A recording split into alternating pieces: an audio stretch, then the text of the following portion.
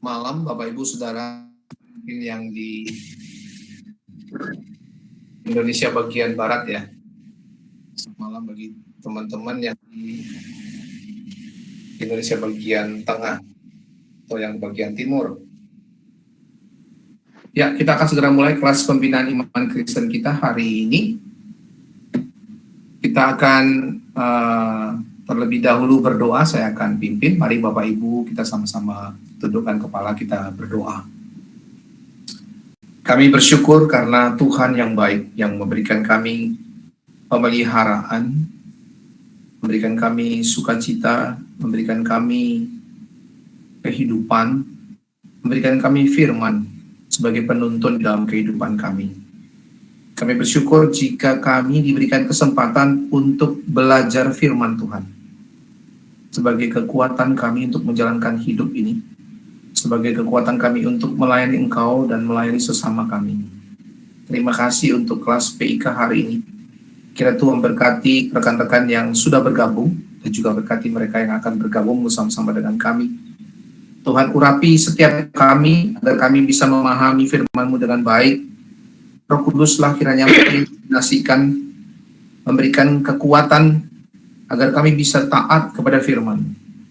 Terima kasih Bapak, sekali lagi mengucap syukur, memberkati kelas online ini dan sarana-sarana yang kami gunakan, seluruh device yang kami pakai dan internet yang kami gunakan ini bisa berjalan dengan baik. Kami mohon anugerah daripada Tuhan, belas kasihan daripada-Mu. Kami menyerahkan semua peserta, baik mereka yang di rumah, berikan kondisi yang baik, yang nyaman pada saat mendengarkan, semua dengan kondisi yang siap belajar bersama-sama. Hamba berdoa juga secara khusus buat hamba sendiri, biarlah Tuhan memakai hamba yang berdosa, yang tidak layak ini menjadi pemberita firman-Mu, menyampaikan isi hati-Mu. Tuhan kiranya mengurapi setiap kami semua. Kami menyerahkan doa ini dalam tangan Tuhan, dalam nama Tuhan Yesus kami mengucap syukur dan berdoa. Amin. Selamat malam Bapak Ibu Saudara sekalian. Ya, terima kasih saya kembali bisa bersama-sama di dalam kelas PIK. Pada malam hari ini kami bersyukur saya akan mencoba sharing sesuatu dari firman Tuhan. Ya, malam hari ini Pak Sundoro masih ini ya, belum bergabung ya, dia ada.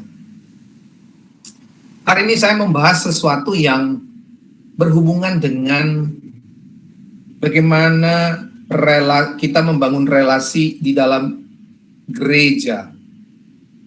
Saya sebut dengan hilaritas, membangun komunitas sejati di dalam gereja.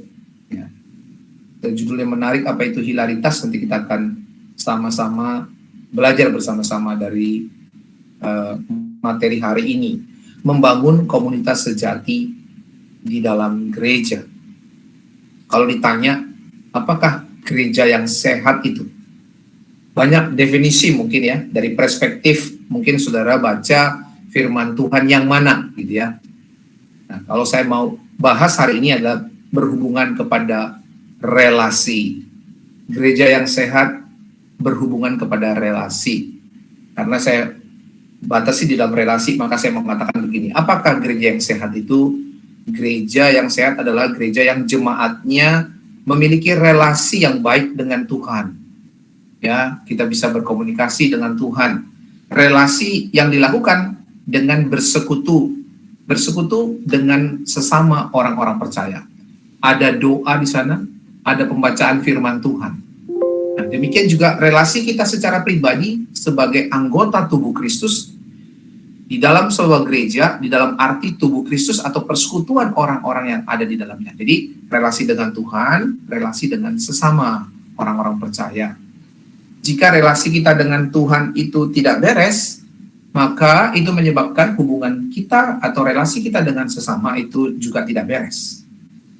Inilah komunitas Kristen yang sejati. Tadi saya tanya, bagaimana membangun komunitas Kristen yang sejati? Saya taruh di depan sebagai jawabannya, nanti baru kita uraikan gitu ya. Komunitas Kristen yang sejati adalah kita bisa berelasi dengan Tuhan, kita bisa berelasi dengan sesama dengan baik. bagaimana supaya kita dapat berrelasi dengan harmonis dengan sesama? Ini pertanyaannya, terletak pada bagaimana hubungan kita pribadi dengan Tuhan. Selalu dihubungkan ya. Jadi konsepnya sekali lagi, berrelasi yang baik dengan Tuhan akan membuat kita berrelasi baik dengan sesama. Kalau ditanya lagi kebalikannya, bagaimana cara kita membangun relasi yang baik dengan sesama? Kita berrelasi yang baik dengan Tuhan. Oke.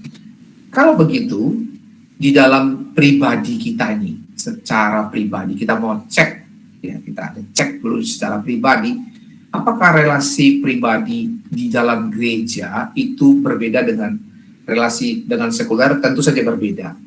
Jika relasi kita baik dengan orang lain, kalau di luar itu relasi kita baik dengan orang lain, sudah pasti secara normal orang lain juga baik dengan kita, ya kan ya. Maka kita ya kadang-kadang kita kalau ada orang yang buruk relasinya dengan kita, kadang-kadang kita stop, nggak mau berelasi karena pasti nanti akan buruk gitu ya. Kita juga tidak mau, mungkin kadang-kadang tidak mau diganggu gitu ya. Jadi caranya bagaimana? Ya kita harus bereskan relasinya itu dulu. Kalau kita baik, orang lain akan menerima dengan baik gitu ya. Tetapi di dalam kekristenan justru berbeda Bapak Ibu. Berbedanya apa? Kebalikannya justru ya, kalaupun orang lain itu buruk relasinya dengan kita, ya kita tetap akan membalaskan relasi yang baik dengan mereka. Wah, ini suatu pekerjaan yang berat tentu saja ya. Inilah yang kita sebut dengan kasih yang tanpa syarat, unconditional love. Kasih yang diajarkan oleh Tuhan Yesus kepada kita. Ya, kasih yang tanpa syarat, kita tidak peduli bagaimana hubungan orang lain dengan kita. Yang penting kita tetap memberikan relasi yang baik kepada orang lain tersebut. Nah, saya menggunakan kata hilaritas sebagai judul kita. Apa itu hilaritas? Hilaritas itu berasal dari kata hilorotes. Hilorotes dalam bahasa Yunani.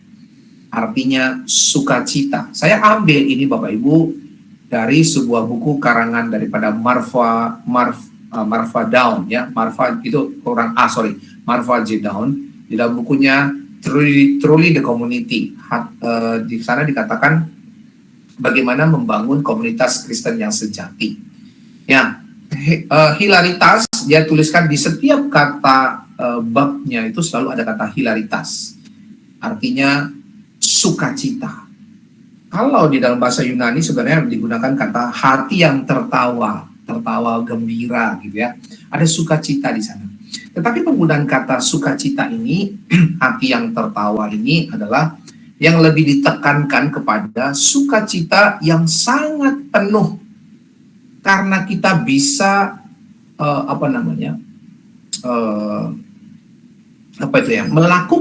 melakukannya dengan gembira hati, tidak peduli dengan apakah akibatnya bagi kita sendiri. Kita yang penting sukacita melakukannya. Nah, maka hilaritas ini saya batasi diambil dari Roma 12 ayat 8. Ya, saya bacakan di situ, Bapak Ibu bisa buka Alkitabnya, tapi saya bacakan di situ sudah ada. Roma 12 ayat 8, jika karunia untuk menasihati, baiklah kita menasihati. Siapa yang membagi-bagikan sesuatu, hendaklah ia melakukannya dengan hati yang ikhlas. Ada kata hati yang ikhlas. Yang memberi pimpinan, hendaklah ia melakukannya dengan rajin.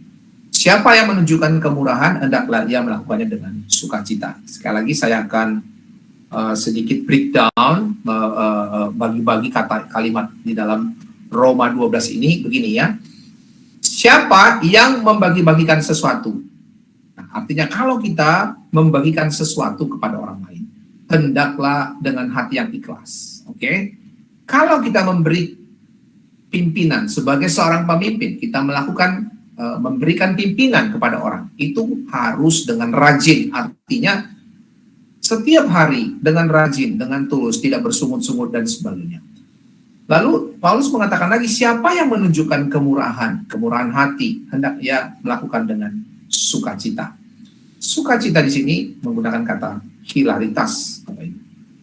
Nah, kita mengalami hilaritas ketika kita merasa bahwa kita yakin dikasihi oleh Allah. Tentu saja kita sukacita ketika kita tahu bahwa Allah mengasihi kita. Ya, Hilaritas hanya mungkin terjadi melalui apa, Bapak Ibu? Melalui kekuatan Roh Kudus di dalam diri kita. Kenapa bisa begitu? Karena sukacita itu nanti akan digambarkan. Ketika kita melakukan sesuatu, kita sedang menunggu sesuatu seperti kayak menunggu akhir zaman. Bagaimana kita menunggu akhir zaman, Bapak Ibu? Yang ada di pikiran kita adalah akhir zaman itu adalah sesuatu yang sangat luar biasa. Nanti kita akan bertemu dengan Tuhan, tempatnya juga luar biasa dan sebagainya, sehingga kita penuh dengan sukacita menunggunya. Kita mengalami akhir daripada penderitaan. Kita mendapatkan hidup yang kekal. Kita bertemu muka dengan Kristus. Itulah yang digambarkan di sini dengan hilaritas. Jadi bagaimana hilaritas ini adalah ketika kita bisa dibawa oleh Roh Kudus di dalam seluruh kehidupan kita, baik pada waktu kita melayani maupun pada waktu kita mendapatkan rintangan, penderitaan, dan sebagainya. Tapi sukacita yang diberikan kepada kita itu seperti kayak gambaran kita menunggu kedatangan Kristus yang kedua kali, tetapi kita sudah di akhir daripada zaman itu, sudah di ujung daripada zaman itu, dan kita mendapatkan sukacita yang meluap-luap. Itu kira-kira menggambarkan kata hilaritas ini, ya. Jadi sudah tahu kira-kira maknanya seperti itu. Kita bisa membandingkan mana orang Kristen yang memiliki hilaritas, mana yang bukan, Bapak Ibu. Kita bisa lihat dari tingkah laku mereka, ya. Misalnya orang Kristen yang sudah lama Kristen, ya, mungkin kita juga bagian daripada situ. Tampaknya kita tidak memiliki hidup yang penuh dengan sukacita, kegembiraan, hilaritas. Sebagaimana kita dapatkan pada waktu pertama kali kita bertobat, mungkin ya. Orang-orang pertama sekali pengikut Kristus mula-mula, mereka yang baru percaya kepada Kristus, atau gereja yang mula-mula, atau kita yang baru bertobat. Pada waktu kita bertobat pertama kali kita menggebu-gebu, ya. Pada waktu kita masuk dalam sebuah organisasi gereja, kita menggebu-gebu, melayani dan sebagainya. Tapi lama-kelamaan sukacita itu akan kok semacam hilang, ya. Karena apa? Banyaklah yang kita alami di dalamnya. Salah satu alasan terkuat orang kehilangan hilaritasnya adalah karena kita hidup di dalam budaya kita yang selalu menekankan individualisme, ya kan? Sekarang menekankan individualisme. Kita menjalani kehidupan iman Kristen kita secara sendirian karena kita tidak mau diganggu orang lain. Kita sering physical distancing, social distancing, apalagi diperparah kemarin dengan COVID itu, ya. Sebenarnya sudah ada bibitnya di dalam diri kita, tapi COVID itu membawa kita tambah parah lagi, ya, tambah menunjukkan bahwa natur manusia itu sebenarnya lebih individual. Ya, ketika kita melayani, sikap individual itu ada di dalam diri kita, teman-teman kita di dalam komunitas Kristen. Ya, para hamba Tuhan juga sama, Bapak Ibu. Kadang-kadang pelayanan yang begitu banyak sekali membuat dia ingin sekali tidak mau diganggu, atau mungkin dia melihat kenapa ya jemaat-jemaat yang terlibat di dalam pelayanan tidak mau mengerti dengan cara bekerja saya, mungkin ya, kata hati seorang hamba Tuhan dan sebagainya. Maka banyak sekali alasan individualisme inilah yang membuat kita kehilangan hilaritas. Apa yang terjadi Bapak Ibu dengan kebudayaan kita sekarang? Sebuah keintiman dan keakraban dengan sesama itu semakin pudar. Bapak Ibu merasakan enggak? Ya, keintiman dan keakraban kita semakin pudar ini. Baik itu di gereja, baik itu di dalam pelayanan-pelayanan yang lain. Ya, banyak kita lihat kebrutalan dan kejahatan semakin meningkat. Keliaran hidup terjadi bukan cuma di kota, tetapi di desa. Tidak ada tempat yang aman sekarang, ya. Baru-baru ini kita lihat WNI kena tembak di Amerika. Dimanapun kita berada, kita tidak terlepas daripada kejahatan, kebrutalan manusia. Saat ini, kalau kita lihat di dalam budaya kita dan kondisi gereja kita, maka saya mengatakan kita sekarang berada di persimpangan kritis di dalam sejarah. Itulah yang terjadi di dalam gereja. Nanti kita akan lihat fakta-faktanya, Bapak Ibu. Semakin banyak orang yang kecewa dengan pengalaman dari budaya-budaya liberalisme. Sebuah natur dari masyarakat yang memiliki perubahan budaya lebih cepat dari perubahan teknologi. Artinya gini, perubahan budaya kita lebih cepat dari perubahan teknologi yang ada sekarang. Padahal kita tahu kecepatan teknologi ini luar biasa.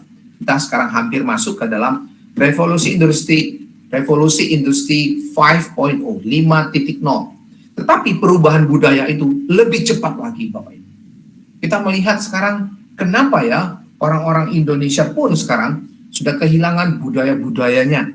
Ya, banyak sekali kehilangan cara-cara yang kita lihat dulu kok nggak begini ya. Kecepatan itu lebih cepat daripada perubahan teknologi. Sebagai contoh misalnya, kalau kita lihat di dalam sebuah keluarga, banyak sekali keluarga kita sekarang yang seluruhnya bekerja, ya Bapak Ibu ya. Sekarang mungkin ada Bapak Ibu di antara Bapak Ibu, mungkin ada juga yang istri di rumah, hanya suami yang bekerja. Tapi saya mau katakan, survei membuktikan, apalagi di dalam perkotaan ya, lebih dari 60% orang dua-duanya bekerja, istri dan suaminya bekerja. Ya, di dalam kebudayaan itu kita membuat banyak spesialisasi pekerjaan di dalam keluarga. Misalnya, kalau dua-duanya bekerja, suami bekerja, misalnya saya hubungkan ke saya biar gampang contohnya. Saya seorang dosen, istri saya seorang guru. Kami sama-sama pendidik, tetapi misalnya dia lebih kepada dia guru TK misalnya ya. Saya dosen mahasiswa. Spesialisasi kami berbeda-beda. Anak juga begitu. Anak saya misalnya dia sekarang kuliah, ya, dia jurusan interior. Spesialisasi kami berbeda. Anak saya yang nomor 2 masih SMP. Spesialisasi kami berbeda. Ketika itu terjadi di rumah, kami kadang-kadang misalnya mempertajam spesialisasi itu. Supaya apa? Supaya saya tidak terganggu dengan perbedaan-perbedaan yang ada. Ketika saya melihat, Papa tidak mau terlalu campur dengan si anak nomor 1. Saya tidak mau terlalu campur dengan istri dan sebagainya. Akibatnya terjadi mempertajam isolasi di dalam keluarga. Setiap anggota keluarga membawa pekerjaan masing-masing, spesialisasi masing-masing, termasuk juga dengan apa? Frustasi-frustasi kita di dalam dunia kerja kita. Saya bawa ke rumah, istri bawa ke rumah, anak bawa ke rumah, dari kampus, dari sekolah, dan sebagainya. Ya. Nah, kita lihat lagi, di dalam keluarga sudah terjadi friksi, perbedaan-perbedaan itu mempertajam. Kemudian media sosial juga sangat memperparah.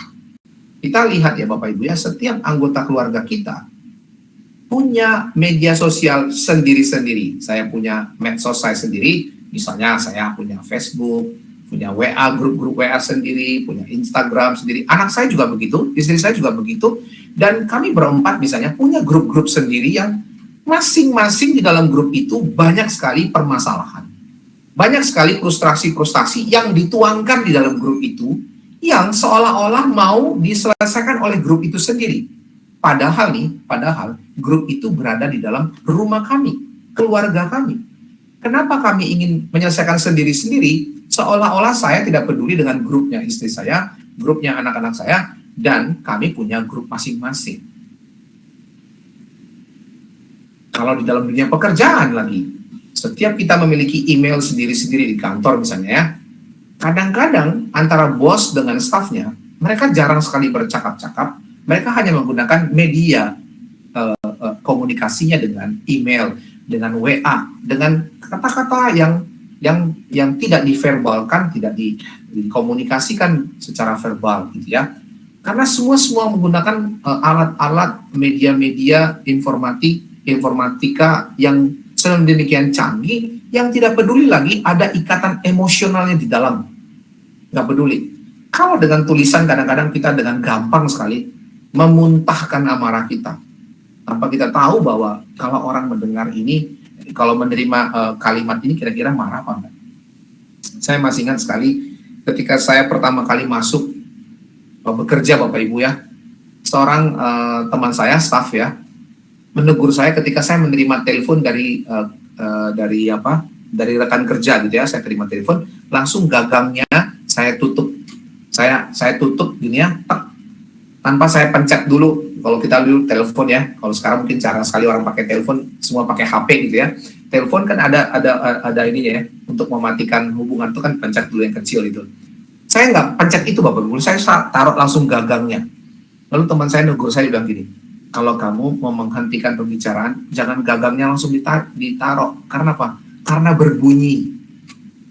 Gagangnya itu berbunyi kerak gitu ya. Itu tidak sopan. Oh, saya langsung, ya terima kasih untuk tegurannya, untuk nasihatnya.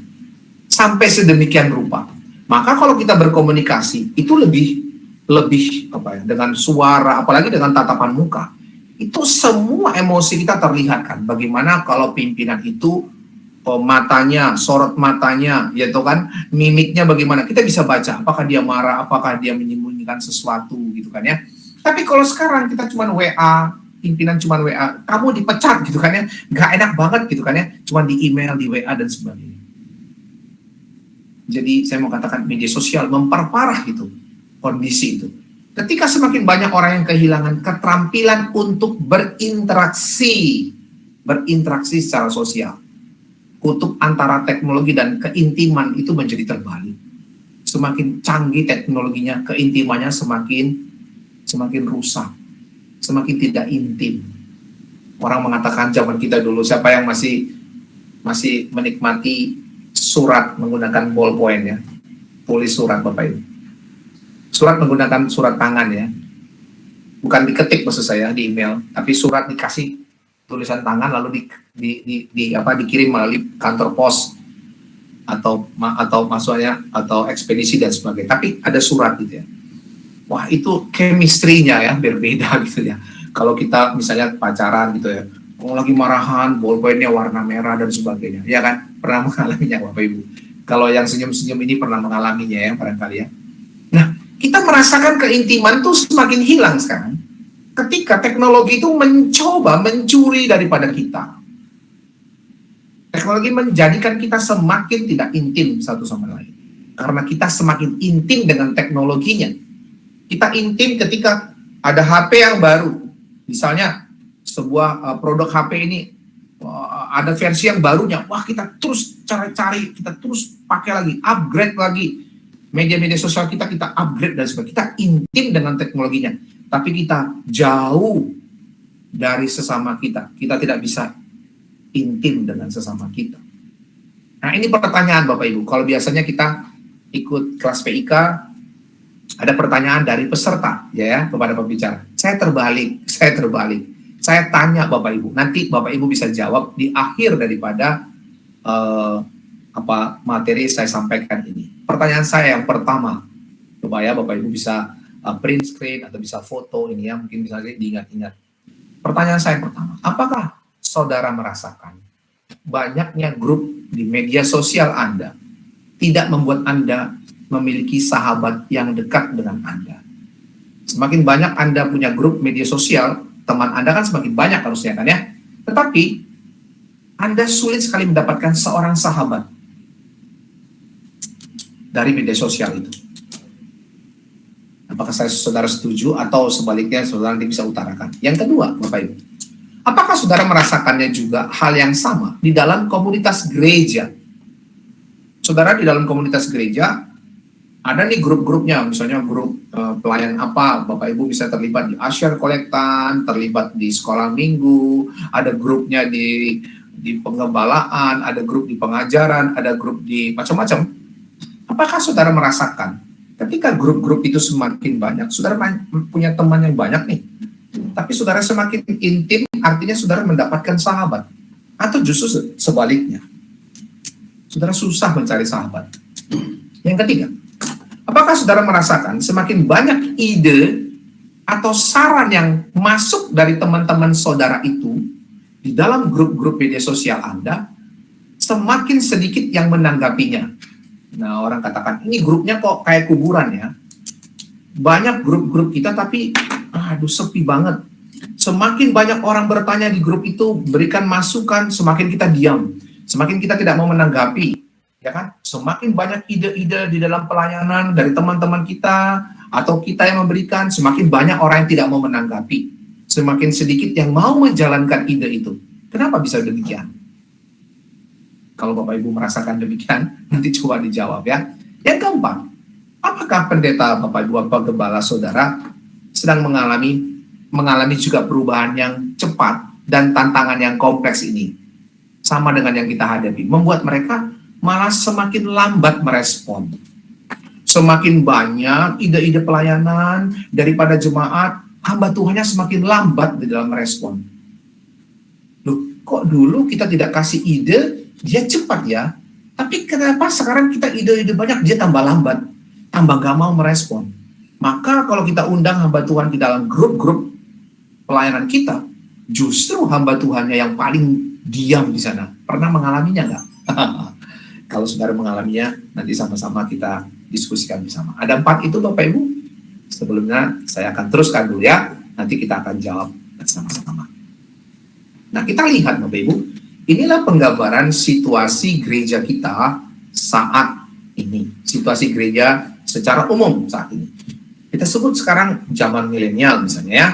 Sebagian besar setuju bahwa di dalam zaman milenial ini banyak wacana daripada tindakan, atau banyak wacana daripada gerakan atau realisasi, betul kan ya? Di dalam gereja, di mana saja itu, di kantor kita, di mana saja. Kenapa? Karena informasi banyak. Ketika saudara mendapatkan banyak informasi, wah saudara langsung eksekusi, share kemana-mana. Katakan bahwa ini adalah ide-ide yang brilian dari saudara. Tetapi eksekusinya, tindakannya, realisasinya semakin sedikit. Kalau dulu terbalik, bagaimana mencari ide? Waduh, susah banget. Ke perpustakaan, kemana-mana, survei, keluar kota, dan sebagainya. Ya, tetapi begitu dapat idenya langsung dieksekusi, direalisasi. Sekarang terbalik. Idenya banyak, informasinya banyak, realisasinya sedikit. Dan orang cukup tahu diri untuk tidak mau klaim terlalu banyak. Orang tahu diri, artinya ketika informasi itu datang ke dia, oh saya tidak mau respon dulu deh. Tidak mau respon. Kalau saya respon, nanti banyak situasi yang terlalu kompleks yang saya hadapi. Maka banyak orang di dalam gereja langsung memberikan judul, Who Say, Who Pay. Ya, siapa yang kasih ide, dia yang kerjakan. Karena apa? Karena terlalu banyak ide ini. Kalau terlalu banyak ide, siapa yang mau realisasikan? Orang sekarang pada banyak diam. Karena apa? Karena ide terlalu banyak. Berikutnya, ada angka-angka statistik gereja yang dilakukan. Saya lihat ini dari literasi Bapak Ibu. George Barna, dia mensurvei menunjukkan bahwa zaman kita ini disebut dengan zaman yang fobia komitmen. Takut dengan komitmen. Fobia komitmen adalah ketakutan kalau dalam menjanjikan untuk berbuat sesuatu yang baik. Ya, takut menjanjikan. Karena apa? Karena nanti kita nggak realisasikan, kita lewatkan itu. Maka meskipun kita melihat banyak hal-hal yang baik yang bisa kita lakukan, kita lebih baik pasif. Kita lebih baik membiarkan pilihan-pilihan itu terbuka. Oh, jangan saya, mungkin dia, akhirnya apa? Kita diam aja. Nggak mau nunjuk teman juga, nggak mau nunjuk diri sendiri juga, ya kan? Fobia komitmen. Takut sekali kita berkomitmen. Ya. Berikutnya, ketika kita lihat situasi gereja saat ini, maka pertanyaan itu ditujukan kepada kita. Zaman ini menanyakan kita. Kalau begitu, apakah saudara dapat menjadi seorang yang fobia komitmen dan saudara juga menjadi sekaligus seorang Kristen? Bisa mengerti maksudnya? Apakah Anda menjadi seorang yang fobia komitmen, tapi juga sekaligus Anda adalah seorang Kristen? Apakah Anda adalah seorang yang ragu akan pilihan Anda?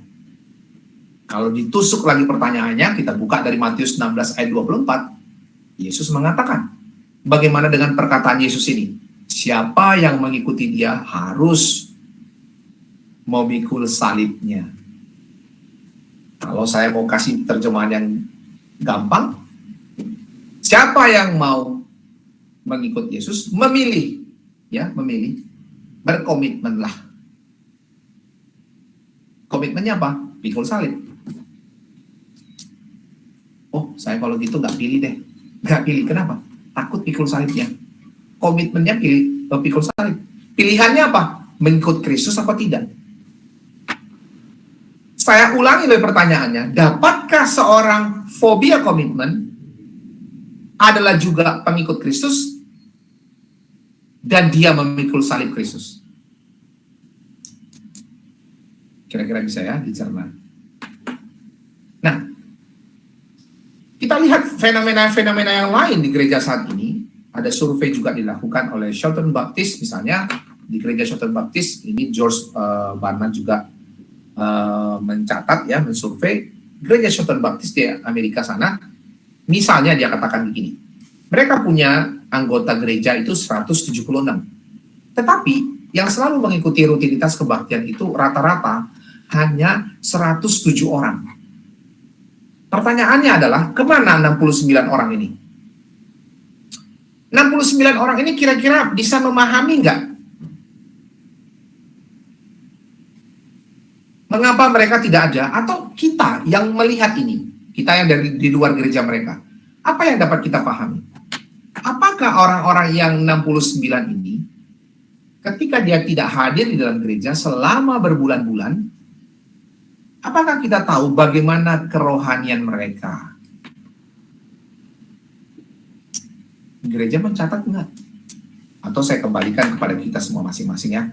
Ketika gereja saudara misalnya setiap hari, setiap minggu rutinitas ya minggu, yang hadir misalnya kalau tercatat di dalam gereja misalnya katakan 176 orang ya. Tapi yang rutin 107 orang, maka 69 orang itu pernah nggak saudara tanya ke mereka? Pernah nggak hamba Tuhannya tanya kepada mereka? Bagaimana kehidupan kerohanian mereka? Itu pertanyaannya. Hasil sebuah riset dari Profesor Eddie Gibbs ya dan Ryan Bolgers dari Fuller Theological Seminary diidentifikasi begini. Seluruh gereja-gereja ditanya, sebenarnya bagaimana sih agar bisa gereja ini bangkit? Bagaimana cara kita mengatasi situasi gereja sekarang dan gereja ini bisa bangkit? Maka ada 3 jawaban, Bapak Ibu. Semua gereja dikumpulkan mengasihkan 3 jawaban ini. Yang pertama, gereja mengatakan mengidentifikasi diri dengan hidup seperti Yesus. Artinya kita semua meneladani hidupnya Yesus, meneladani hidupnya, meneladani ajarannya. Oke, yang kedua, bagaimana caranya supaya gereja bisa bangkit? Mentransformasikan ruang sekuler. Jadi ruang sekuler itu tidak perlu lagi dimusuhi, Bapak Ibu. Ketika dulu kita mau bilang, oh ini sekuler, ini rohani, ini sekuler, ini rohani. Nggak bisa begitu lagi. Kalau gereja dianggap rohani, lalu yang lain dianggap sekuler. Tidak bisa gitu. John Calvin juga dari dulu sudah mengatakan, ya, itu di abad ke-15 bahkan. Atau Martin Luther juga mengatakan, yang paling gampang dia mengatakan, seorang pemerah susu sapi, seorang anak kecil pemerah susu sapi itu sama rohaninya dengan seorang pengkhotbah di mimbar gereja. Artinya, jangan lagi menolak atau memisahkan antara sekuler dan rohani. Itu namanya dualisme. Jadi sekarang apa? Supaya gereja itu bisa bangkit, maka kita menolak dualisme. Kita tidak bedakan lagi mana yang sekuler dan rohani. Ya, sekuler itu juga bagian daripada kehidupan kerohanian kita. Artinya kita misalnya bekerja itu saya mau katakan itu adalah rohani, Bapak Ibu. Karena Tuhan mengatakan bekerja adalah panggilan, calling misalnya. Jadi kita menolak dualisme itu. Itu sepakatan daripada gereja-gereja yang disurvei. Yang ketiga, gereja mengatakan bagaimana gereja bisa hidup di dalam komunitas. Komunitas itu harus dihidupkan.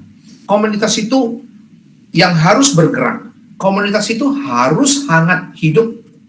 Komunitas itu menjadi komunitas kerajaan Allah dan komunitas keluarga. Bisakah kita terapkan gereja atau orang Kristen itu sebagai keluarga kita dan keluarga kerajaan Allah? Maka 3 hal itu yang membuat gereja bisa bangkit. Oleh sebab itu, kalau kita menyadari bahwa 3 hal itu memang penting, maka kita lakukanlah ya. Bagaimana caranya kita agar 3 hal itu bisa kita lakukan?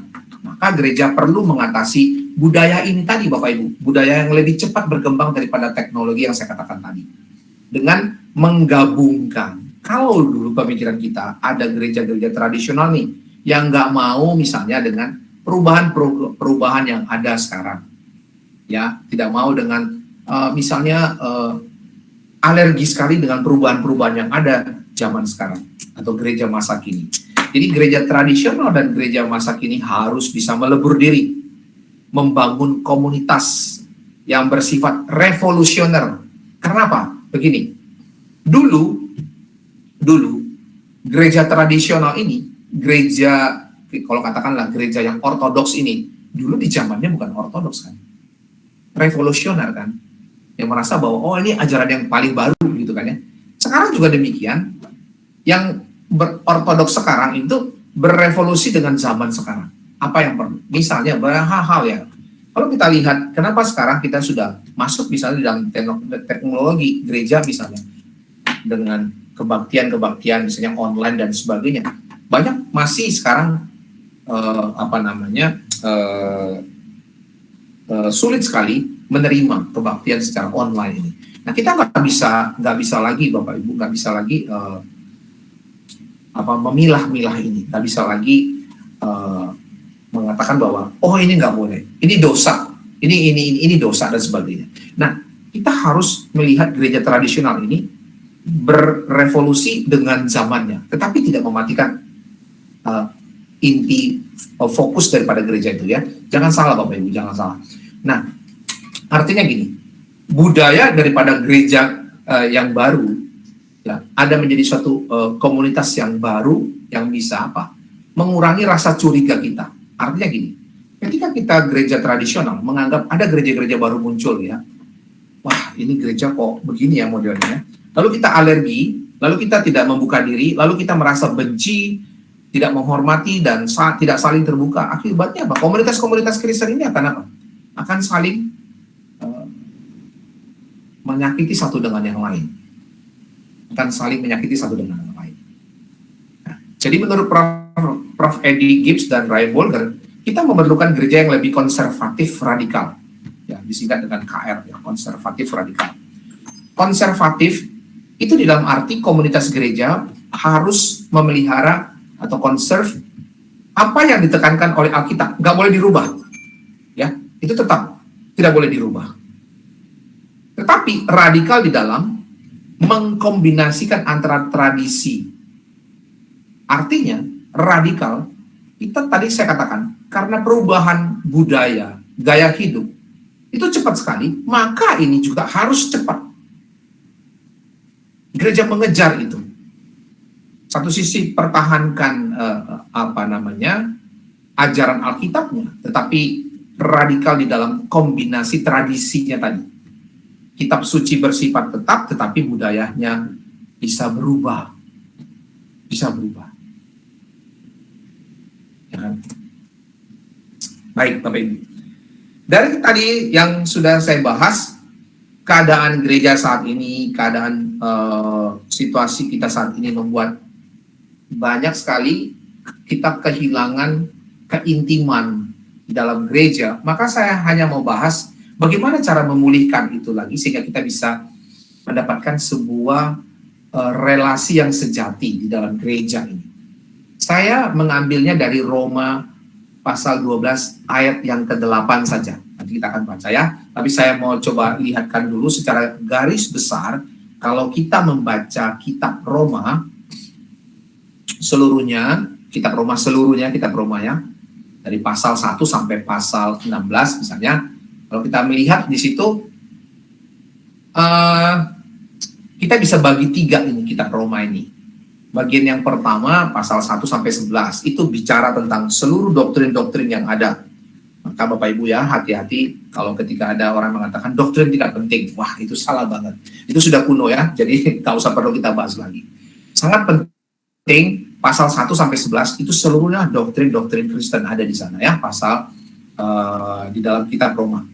Dari pasal 1 sampai pasal 11. Yang kedua, bagian yang kedua adalah pasal 12 sampai pasal 15. Itu membahas aplikasi doktrin.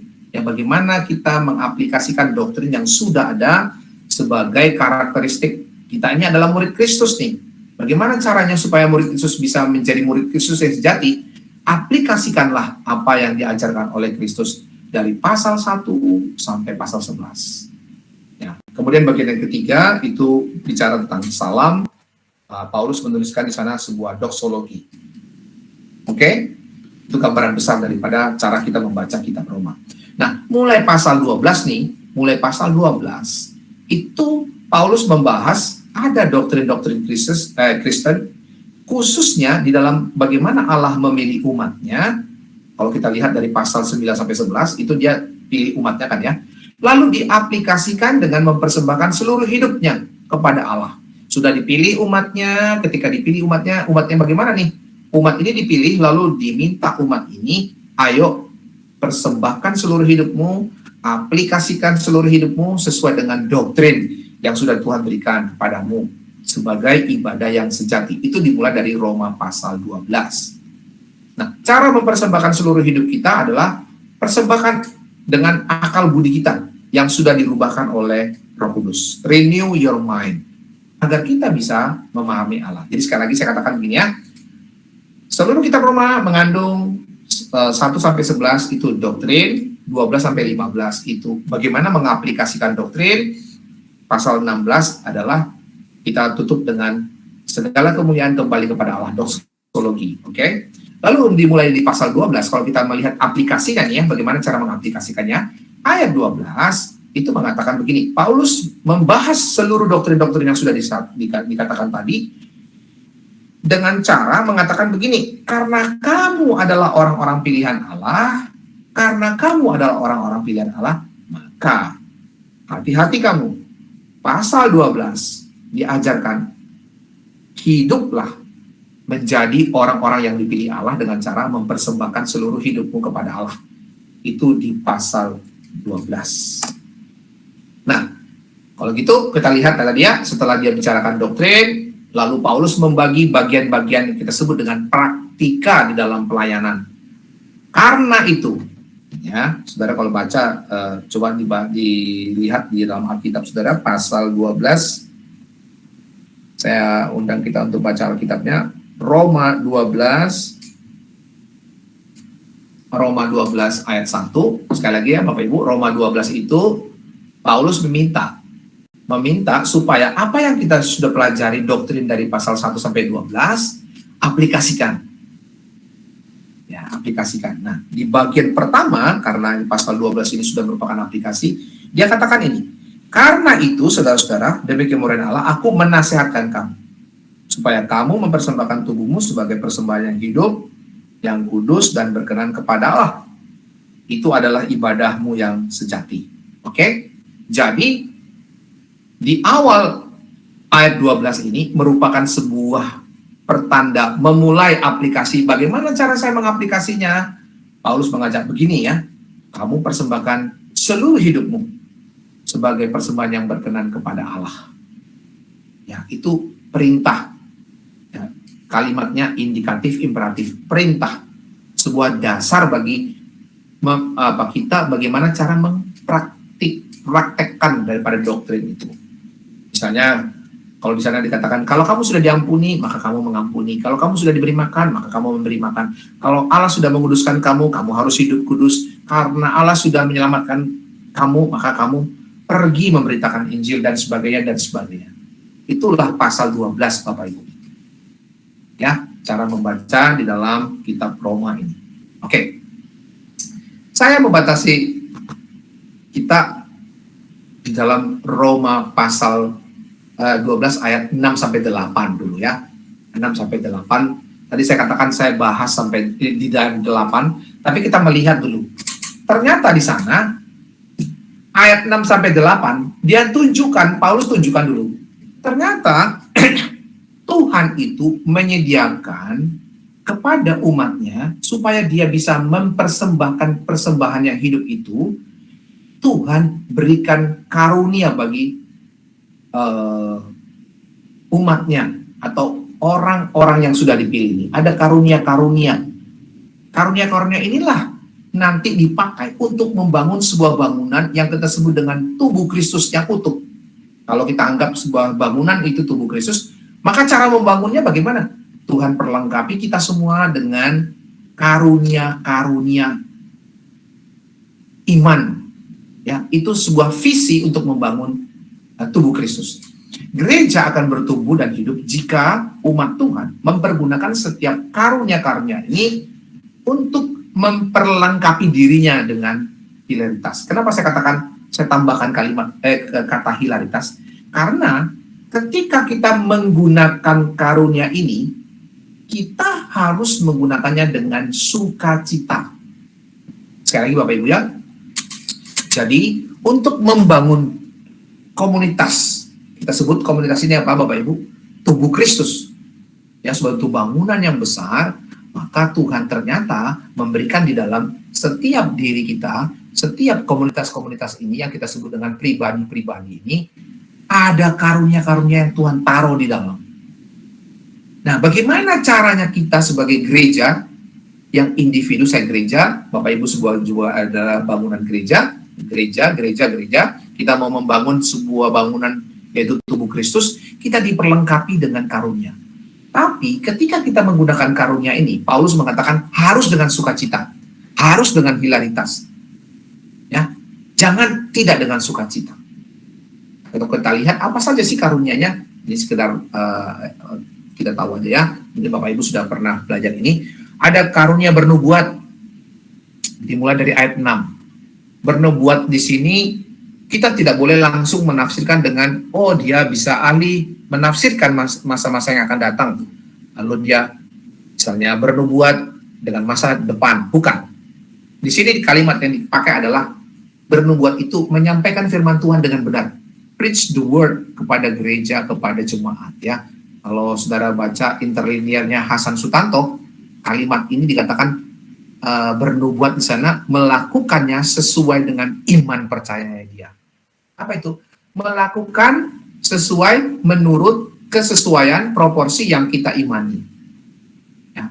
Melakukan apa yang kita imani, yang kita percaya. Atau kita mau katakan gini, menyampaikan firman Tuhan menurut apa yang kita ketahui. Itu artinya bernubuat. Berarti boleh nggak ini kita sekarang nih, saya sekarang ini lagi bernubuat nggak? Yes. Menyampaikan firman Tuhan menurut apa yang saya ketahui dari Alkitab misalnya. Dari beberapa buku-buku yang saya baca. Itu artinya ya. Yang kedua Bapak Ibu, kalau kita lihat apalagi karunianya, karunia untuk melayani. Melayani dibagi bermacam-macam. Melayani itu adalah jabatan diaken di sana. Kalau kata yang dipakai di dalam bahasa aslinya Bapak Ibu di sana sebenarnya lebih kepada diaken, melayani meja itu maksudnya ya. Karunia melayani kebutuhan-kebutuhan praktis di dalam gereja, pelayanan meja artinya. Ketiga, karunia mengajar. Ketika seorang memiliki karunia mengajar, hendaklah dia mengajar. Mengajar apa? Mengajar. Kalau kita lihat sekarang, di zaman mulai dari zaman postmodern, sekarang masuk zaman milenial, kita lihat banyak orang tidak mau mengajar. Mereka lebih mencari hal-hal yang praktis, hal-hal yang spektakuler. Mungkin mereka lebih banyak menyuarakan mujizat, bahasa roh, dan sebagainya. Tapi yang paling penting sebenarnya, mengajar Bapak Ibu. Kenapa? Kenapa penting mengajar itu? Karena mengajar itu, dia mendidik, dia menegur, memperbaiki kesalahan dengan firman Tuhan. Ketika saudara mengajar, saudara juga belajar Bapak Ibu. Saya berkali-kali katakan, cara yang paling efektif ketika saudara belajar adalah mengajar. Ya. Nah, saya kalau kepada guru-guru sekolah minggu gitu ya, saya nggak suka, saya nggak berani lause misalnya, saya nggak berani kalau mengajar guru sekolah minggu ya. Saya bilang gini, baca buku ya, dan ajarlah. Ketika saudara mengajar, saudara itu belajar. Baik itu belajar dari orang yang saudara ajar, ketika dia bertanya, saudara pasti akan menjawab. Ketika saudara nggak tahu menjawab, saudara belajar lagi. Jadi terus berulang-ulang seperti itu. Ya, mengajar itu mendidik. Ketika saudara sudah dapatkan pengetahuan, saudara ajar kepada orang, didiklah orang. Tegur dia untuk memperbaiki kesalahan sesuai dengan firman Tuhan yang saudara pelajari. Kemudian keempat, ada karunia untuk menasihati. Bagaimana menasihati? Itu adalah mendorong dan menghibur. Nah, ini lucu ya. Menasehati itu katanya mendorong atau menghibur. Bisa nggak kita melakukan nasihat kepada orang lain, tapi orang lain itu merasa terhibur? Wah, ini berat Bapak Ibu. Ini berat sekali ya. Nasihati oleh orang sehingga dia bisa terhibur. Maka di dalam bukunya Marva Daud itu saya katakan, persekutuan yang sehat katanya ditandai dengan adanya saling menasehati. Persekutuan yang sehat ketika kita saling menasihati satu dengan yang lain. Tapi menasihati di sini adalah menasihati dengan kasih yang diartikan dengan menghibur mereka. Ini pelajaran bagi kita semua, bagi saya, bagi para pembicara, bagi hamba Tuhan dan sebagainya. Ini pekerjaan yang tidak akan pernah habis-habis untuk kita pelajari. Bagaimana cara kita menasihati orang, tapi orang itu merasa terhibur, bukan disakiti. Ketika kita bongkar kesalahan dia, tapi dia merasa terhibur, Bapak Ibu. Dia mengucap syukur dan berterima kasih kepada kita. Thank you ya, kamu sudah nasihatkan saya. Oke. Yang kelima, karunia yang kelima adalah membagi-bagikan sesuatu. Karunia ini berkontribusi bagi yang lain. Ketika diberkati Tuhan, maka kita juga harus memberikan berkat kepada yang lain. Diberkati untuk memberkati. Diberkati untuk memberkati. Tentu dengan motivasi benar ya. Ketika kita mendapatkan berkat, jangan seperti Ananias dan Safira, maka dia akan ditegur oleh Tuhan. Ya. Ada juga pelayan-pelayan di gereja kalau kita lihat, mereka membagi-bagikan harta bendanya. Tapi harta benda yang dia bagikan hasil korupsinya. Kenapa dia berani membagikan itu? Karena bagi dia, ketika dia membagikan harta itu, dia tahu dia nanti akan dikenal orang. Ya, orang akan melihat dia sebagai, wah dia sangat dermawan sekali. Salah Bapak Ibu. Ketika saudara punya uang, punya kekayaan, bukan dari hasil yang terbaik, jangan persembahkan kepada gereja. Meskipun ada orang mengatakan, ya semua itu uang bosan diterimalah. Ya, nanti mungkin yang hasil korupsi taruh untuk WC-nya, taruh untuk God, gereja dan sebagainya. Tuhan tahu itu. Jangan Bapak Ibu. Jangan persembahkan sesuatu yang salah kepada Tuhan. Tuhan tidak menginginkan harta benda kita. Ya. Karunia yang keenam, memimpin. Karunia memimpin dengan ketekunan atau diligence, dengan usaha yang sungguh-sungguh, ya, artinya penuh dengan ketekunan. Paulus pernah menegur Petrus misalnya, Petrus kamu munafik, ya kamu tidak tekun, kamu duduk semeja dengan orang-orang yang bersunat dan sebagainya. Artinya menunjukkan sikap yang ambigu. Maka di dalam memimpin gereja juga jangan menjadi pemimpin yang ambigu. Pemimpin harus punya motivasi yang sungguh-sungguh dan tidak memihak. Saudara bisa baca di 1 Tesalonika 5 ayat 12 dan 1 Timotius 5 ayat 17. Yang terakhir, karunia menunjukkan kemurahan atau belas kasihan. Menunjukkan kemurahan, saya tambahkan dengan kata hilaritas. Ketika saudara bermurah hati kepada orang, bermurah hatilah dengan sukacita. Menaruh belas kasihan kepada orang miskin, kepada janda-janda, anak yatim, dengan hilaritas, dengan sukacita. Karena ketika saudara memberikan itu, orang yang merasa dia tidak punya apa-apa, dengan dia membutuhkan sesuatu, tetapi saudara mengasihkan dengan sukacita, bukan karena ya supaya orang ini just sekedar ya daripada kamu mati, daripada kamu menderita, ya udah saya kasih ini, saya punya kelebihan. Enggak. Sukacita, ada sukacitanya di sana. Artinya kita menjadi bagian daripada kehidupan mereka. Yesus mengatakan orang miskin itu selalu ada padamu. Itu menunjukkan bahwa kita nggak lepas daripada itu, Bapak Ibu.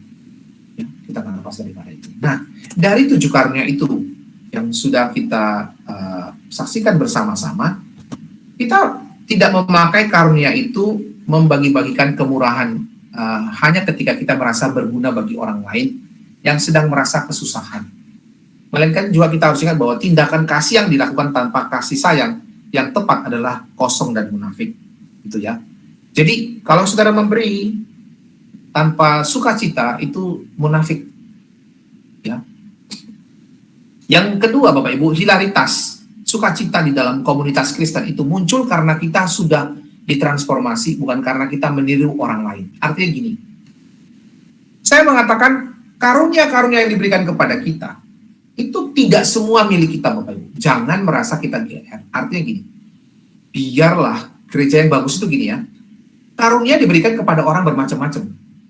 Biarlah dia menggunakan karunia itu dengan tepat, dengan baik, tanpa perlu dia memakai karunia orang lain. Maka kalau kita lihat ada orang-orang yang seperti itu ya di gereja, yang melayani itu aja orangnya, ya kan ya? Dia sudah sekolah minggu, dia bendahara, dia sekretaris, dia kayak nggak ada orang lain ya. Itu gereja yang tidak kaya, gereja yang tidak mengerti bahwa tubuh itu terbagi-bagi karunia-karunianya, dan itu membuat kita tidak menghargai karunia orang lain. Kita tidak bersuka cita untuk itu. Orang lain juga tidak bersuka cita ketika menerima pelayanan itu dari kita. Kita tahu ada ya orang ini kok di bidang ini nggak bisa banget ya, tapi kenapa dia kok selalu dia yang tampil ya gitu ya. Banyak ya Bapak Ibu kita lihat itu di dalam gereja. Nah, itu artinya apa? Kita meniru orang lain. Jangan Bapak Ibu. Lakukanlah sesuai karunia yang Tuhan berikan kepada kita dengan maksimal. Ya, kita nggak perlu misalnya, kalau kita nggak bisa mengajar misalnya, jangan paksakan jadi guru sekolah minggu Bapak Ibu. Kita bisa misalnya guru asyir koletan, baik bekerja menyambut orang, ya kita di situ. Ya, kita di sound system misalnya, atau kita misalnya bernyanyi. Ya, kita misalnya pintar mengajar, ya sudah mengajar. Ya, jangan dipaksakan karunia-karunia yang lain. Itu nggak muncul hilaritasnya, nggak muncul sukacitanya baik dalam diri kita maupun orang yang menerima pelayanan kita. Jadi sekali lagi, bagaimana cara membuat relasi ini di dalam sebuah komunitas itu sangat baik ketika kita tahu menggunakan karunia-karunia ini dengan apa? Dengan sukacita dan tidak meniru karunia orang lain. Jangan tiru karunia orang lain, jangan ambil, itu kayak menipu kita. Kayak menipu diri kita sendiri. Berikutnya, yang terakhir nih Bapak Ibu, hilaritas yang melimpah semakin meningkat karena kita menikmatinya bersama anggota lain. Jadi gini ya, ketika saya hanya punya karunia yang pertama tadi ya, saya misalnya bisa memimpin, misalnya katakan ya, saya punya karunia memimpin, tapi saya nggak punya karunia mengajar, nggak masalah, Bapak Ibu. Ada orang lain yang bisa mengajar, silakan dia yang mengajar. Ya, itu nanti gereja itu akan hidup Bapak Ibu. Ketika potensi-potensi yang ada dari jemaat itu betul-betul bisa dikembangkan sedemikian rupa, diangkat semua, kita bisa menikmatinya bersama-sama dengan anggota lain. Itulah komunitas yang sejati. Saya pernah dijelaskan oleh dosen saya.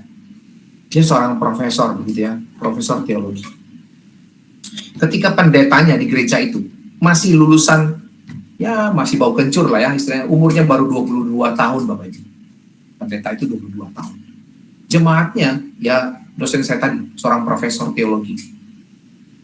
Ketika dia pada waktu berkhotbah itu, wah keringat dingin ya, jangan-jangan saya salah berkhotbah ini, saya takut sekali.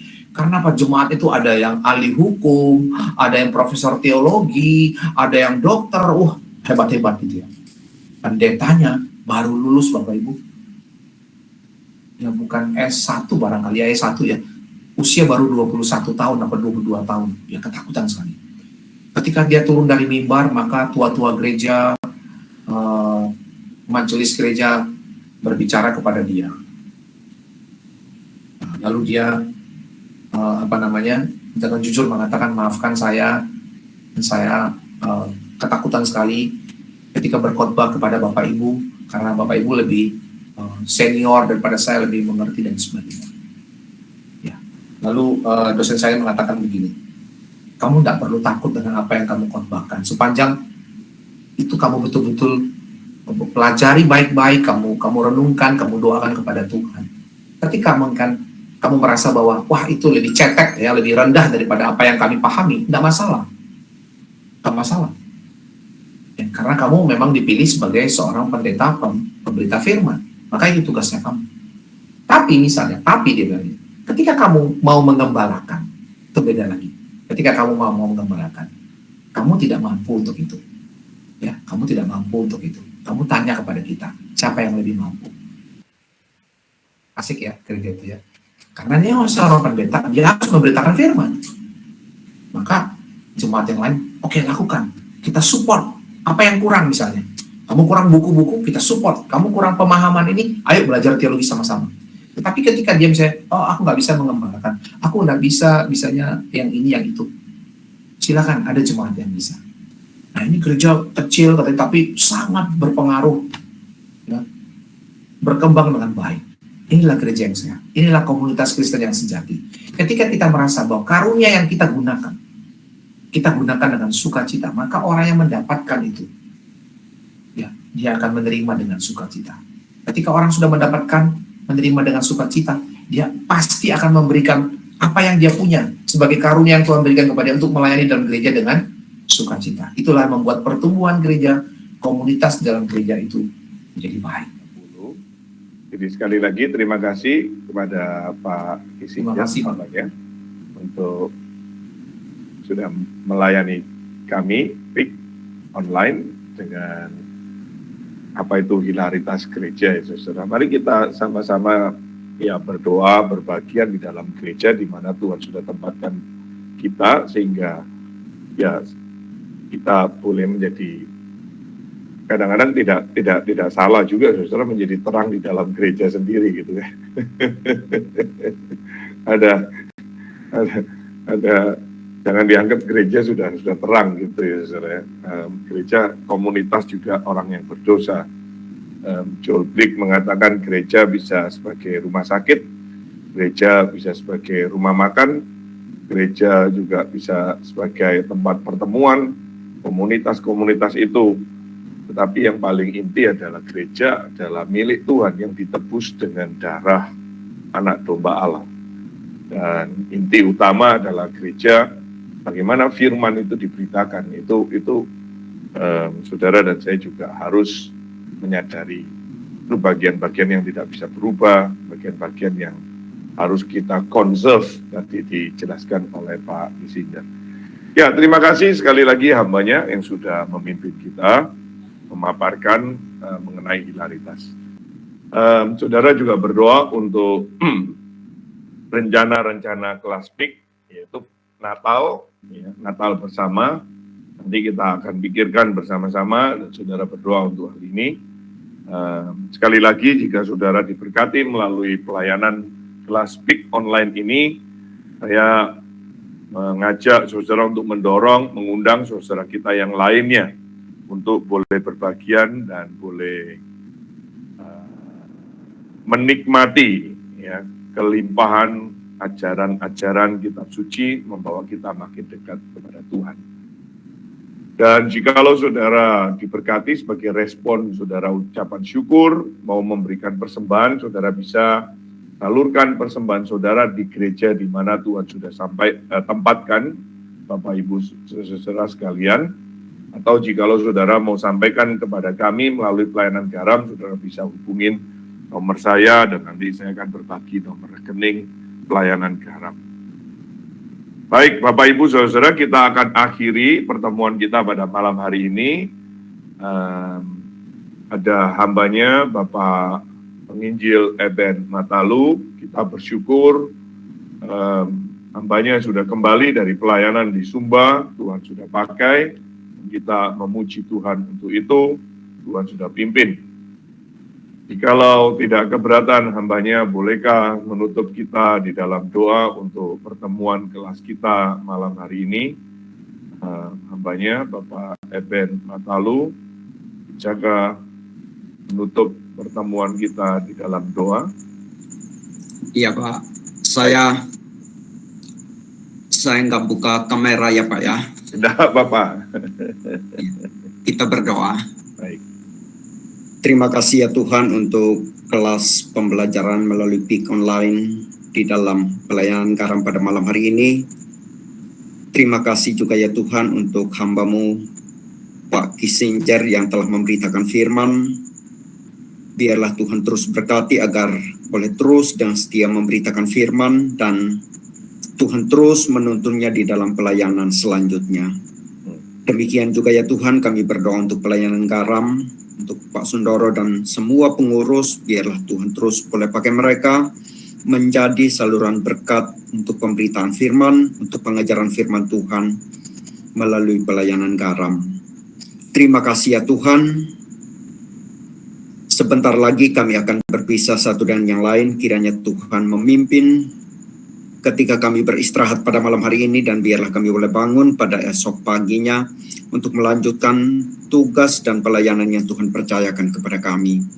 Berkati setiap kami ya Tuhan, pimpin setiap kami, biarlah kami boleh terus setia mengikut Tuhan, mengiringi Tuhan, sampai kami bertemu muka dengan Tuhan. Ya. Di dalam nama Tuhan Yesus kami berdoa. Amin. Amin. Baik, terima kasih hambanya Pak Eben. Terima kasih hambanya Pak Kissinger. Terima kasih Pak Ya, Kissinger. Terima Pak kasih. Eben.